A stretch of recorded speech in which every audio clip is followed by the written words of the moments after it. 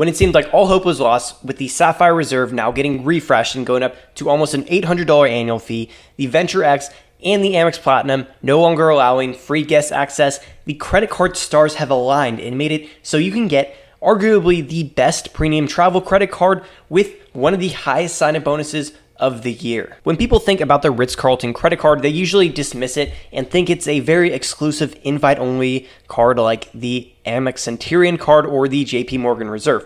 But I'm telling you, you can get approved for this card. And I understand that you're a busy man, so the simple answer is that you get one of the Chase Marriott cards and then you hold it for a year, and then after a year, you call Chase and request a product change to the Ritz-Carlton card. If that sounds complicated, a more understandable example is, let's say you had an iPhone, but you wanted to trade it in for a newer or different model. You would bring it to the Apple Store and get a newer model, but you would still keep your photos, your same phone number, and all your apps on it. Just the phone itself changes. And this is the same way a product change works with credit cards. With credit cards, your account stays the same, but all the features and then perks with it change. And being someone who has both the Sapphire Reserve and the Venture X, I'm telling you guys, it is worth going through the process. So in this video, I'm going to give you more details on how to get this card, the earning categories and benefits, strategies to use it in your wallet, and then I will finish up by telling you my biggest concerns with this card. So back in 2018, Chase made it so you could no longer just go on their website and apply for the Ritz-Carlton card directly. That's why you have to do the product change shenanigans that I was just telling you about. So like I said, you're first going to need to apply for the Marriott Boundless Bold, Bountiful, or Boundless. There's two important things to keep in mind. The first is that although there are technically 3 of these Chase cards that you could product change from,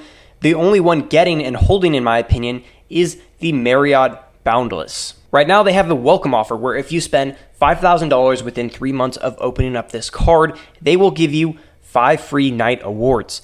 Each of those night awards are worth up to 50,000 points. So pretty much what this welcome offer gives you is 5 free nights at their hotel with rooms that are usually going to be around $400. So even if you don't want the Ritz-Carlton card, this is probably still going to be a card worth getting if you're looking for a welcome offer. They're going to give you around $2,000 of value with only paying a $95 annual fee. They're usually only going to see a welcome offer this good 3 times a year from $95 annual fee cards. On top of that welcome offer, this card is also going to give you a free night at one of their Marriott properties every year for a room that's worth up to 35,000 points. So if you take everything else away, you're paying $95 for this card's annual fee, but it is giving you a free night worth around $300 a year. The other thing that I want to mention is make sure that you're getting a Chase Marriott card, not an Amex one, because you won't be able to product change the American Express Marriott cards to the Ritz-Carlton. So after you have one of those Chase Marriott cards, for 12 months, you can call up Chase and then have them product change it to the Ritz-Carlton.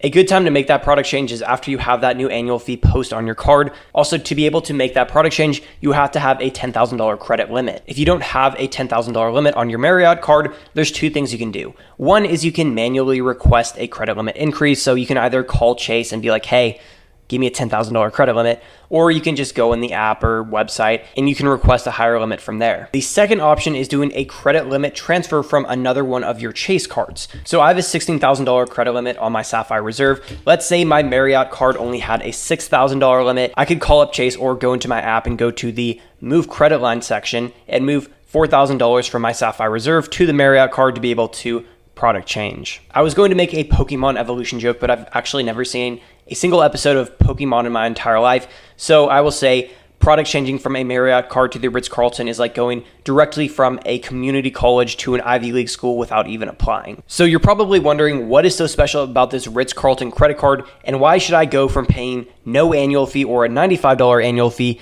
to a $450 annual fee? And I would say there's 3 main reasons. Number 1 is the lounge access. So with this Ritz-Carlton credit card, you get free access to both the Priority Pass and the Sapphire Reserve lounges. But here's the big thing. You get to bring unlimited guests, unlimited, and add unlimited authorized users. So with this one card, you could have the entire basketball team, the entire school, the entire plane come into the Sapphire Lounge with you, in theory. And you could also add unlimited authorized users with their own unlimited lounge access. So you could add your mom, your brother, your cousin, your aunt, the president, anyone you want. Probably not a good financial decision, but this card now is the best lounge access card. But The Ritz-Carlton also comes with a $300 travel credit. Now, officially, that credit is supposed to be for airline incidentals. That is going to be things like checked bags, seat upgrades, lounge passes, in-flight meals, entertainment, Wi-Fi, that kind of thing. Also, to get this credit applied, you have to call the number on the back of the card and ask them to apply it, or send Chase a secure message. But the thing is if you ask Chase, they will actually apply this $300 travel credit to a lot of different travel, not just airline incidentals. So if you go on Reddit or any online forum or YouTube video, you'll see a bunch of different stories of people talking about how they got their airline ticket, their hotels, their car rentals paid for with this $300 travel credit. And just some more icing on the cake, well, maybe I shouldn't say that, because to some people, this is the whole cake, is you get a free night award worth up to 85,000 points every year. And you have the ability to top that off with an extra 15,000 points, meaning you can book a 100,000 point property pretty much completely free. Meaning with this card, you could get a free night at a place that would normally cost you $700, $800, maybe even $1,000 to book. Just to name a few, you could potentially get a free night at the JW Marriott Maldives, the Ritz-Carlton in Hong Kong, or the Ritz-Carlton in Kyoto, Japan. So let's start to bake this cake a little bit. It has a $450 annual fee, but it has a $300 travel credit. That is going to bring the effective annual fee to $150. You then have the best lounge access out of any of the premium travel credit cards, and you have a free night that can be worth upwards of $800. So that alone is everything that you need to know about this card. The earnings and all the other benefits that I'm going to cover are just secondary benefits. But that's not to say that the rest of these benefits are bad. I just want to make it clear that you don't have to stay in $1,000 hotels to make this card worth it. Even with that $300 travel credit and the lounge access, this card is most likely going to be worth it for you. The next benefit this card gives you is automatic gold status with Marriott. I want you to think of this as like a VIP pass. It's not the highest one, but it is a lot better than just being your average Joe Schmo. That's going to give you things like room upgrades when it's available.